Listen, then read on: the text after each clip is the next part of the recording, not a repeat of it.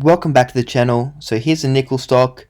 Obviously nickel goes in the lithium ion battery. There's meant to be a lot of demand for this in the future, given everyone wants to go to EVs, though time will tell. So obviously there's a lot of charts like this going around with, yeah, we're going to need all this demand here. Though if the price is too high for an electric battery car, people are just not going to buy it or stick with their other cars, although people are saying we have to drive these cars now, we can't sell them. So everyone's going to get into it, and they need to bring the cost down for all of these materials to meet demand. Not, they can't just sell it at any price, obviously. But I just like to point that out because price is a big factor when you're buying something. There's a lot of demand for Ferraris until the price comes in. So anyway, back to it. So the market cap, 161 million, and they got a PEA that says the NPV of the product is $1.72 billion. So how much would you pay for this company if after 35 years you will get $1.72 billion out of them? Probably a bit more than $161 million. So what happened here? This is when they bring out that study saying how good their mine was, and it went up. Traders probably got in, came back down, it's up again. So it's quite a good stock there. They are a low-cost producer in the lower quarter. I mean the lower quarter of people producing nickel. Although they're not producing yet, this is a study, and they got a massive resource of 35 years. So mine life for 35 years after payback of 4 years. And remember, this can be expanded when they do more drilling. So when they start mining, they're gonna have some money to throw around. They'll probably drill some more holes and expand on this. Okay, so if you don't know what NPV is, I'll try and explain it very simply. So say this is your mine. You build the mine, it costs you $100. The first year you make $100, but in your NPV, which you see here, they got 8%. So you take the 8% off what you made. This is profit too, so you've calculated in all your workers' fees, sold the nickel, you get that. So you add the 92, you make 100 the next year, deduct the 8%, 92, etc. So at the end of the mine life, 35 years, although this is only 3 years, you got $276. You take off the $100, so your NPV at 8% is $176. So they do this 8% just to say that, oh, you could put your money into a bank account, get 8%, but this investment is this much better than doing that after you finished. So hopefully that is simple enough for you. So obviously in this one, they've done 35 years, seen the money they'd make, compared it against the 8%, and you're getting $1.72 billion. Which is to say the R internal rate of return 18%.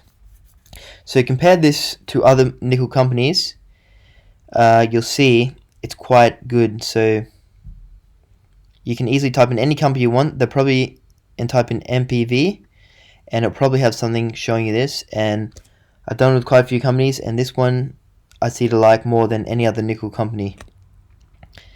Okay, so they're also in Canada. It's good jurisdiction. You don't want to be in a country like Indonesia where they'll, I don't know, might take your mine and send you to jail, possibly. So and they're in hydroelectricity, although they have to run a power line 100 kilometers to get to the mine, though that's probably factored into this study here. What else can I say about them? So they got a low cost per pound. So they're a low cost producer. So if no one's making money on nickel, I mean, if everyone's making money on nickel, they're making a lot of money. And if no one's making much money, they're still making a little bit of money, because they're basically setting the price. The lowest cost producers set the price for nickel. So if everyone's producing at $5, but you can produce it at $3, and there's not much demand, you're going to have all the customers selling it for $4 from your $3, and no one else can compete with you. So that's why you definitely need a low cost producer. So not the low cost, and they got a massive reserve as well. So what might happen with these companies is they get bought out by a bigger company, because to build the mine it costs $1 billion or so, which this company, I think they've got 10 million of cash, and that will just last them to get to the stage to sell it to somebody. So maybe a company like Volkswagen will come along and say, yep, we'll help you get the deal together, and we want some of the nickel out of it. Or a big mining company might come along and buy it out. So that's what generally you might see with this company. So I haven't seen much better plays than this. There's Canadian Nickel, there's Giga Metals, but Giga Metals is a higher cost producer. So if the price isn't right for nickel, Giga Metals doesn't make money, and these guys are making a bit of money. And also what I'll say with nickel, look here, the chart looks pretty dangerous in this regard. So what happens when the nickel price is down? No one's mining, no one's drilling holes for nickel, because who wants to drill holes, spend millions of dollars drilling holes for something that no one's even paying for because the price is so low? So what happens? No one's looking for it, nothing like that. Suddenly there's demand for it from somewhere, and anyone who's got it, or a good chance of getting it, the price goes way up, and you can't just build a mine in 2 days and start producing nickel. It takes years. So that demand is not met straight away, and you have these super cycles. So that's why I'll show you another super cycle here. This company is near a big nickel mine in WA, but I can't get the answers on it just yet. So what happened here? 2007, nickel prices went to $50. So now they're around $50 a pound. Now they're around like $9 a pound, so 5 times what they are now. Everyone went crazy, bought this stock. Nickel prices crashed, so did the company. So then they went a lot of years without even drilling for it because they had no money, etc., etc. So you want to buy low when the nickel price is right down. You probably want to buy in a company that's got a big resource and big chance for the next cycle. And then the cycle comes through, they make a lot of money, and then when the cycle's not around, they're also making a bit of money. Just like Fortescue Mining, which is a big iron ore company in Australia.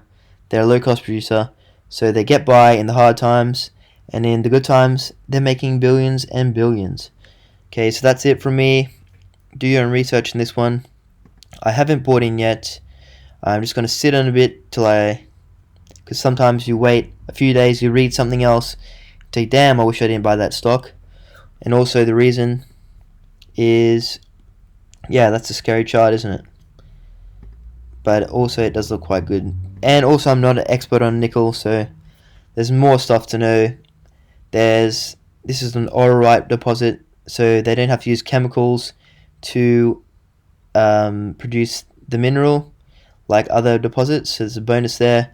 They're also a zero carbon thing, so the reason we're going to EVs is about carbon, so you want to be a zero carbon producer. So heaps of information on these guys. Type in FPX Crux. You can watch the interview here. So he'll tell you that they're in the lowest quartile. They got the big resource, and he'll say that if you're not producing nickel at $7 a pound, you're not in the game. So this guy obviously knows that, and they'll be producing around that number to make money. So if this goes any down anymore, I'll be buying some. I haven't bought some yet. I'm just going to sit on it for a bit. Please put your thoughts in the comments below. What you think of this one if you're into nickel, because I need education too. I like to put these videos out just to get responses. Normally no one responds because I don't know, they don't watch videos about nickel if they already know about nickel. So see you in the next one when I bring you another great stock, or just point towards one. Amen.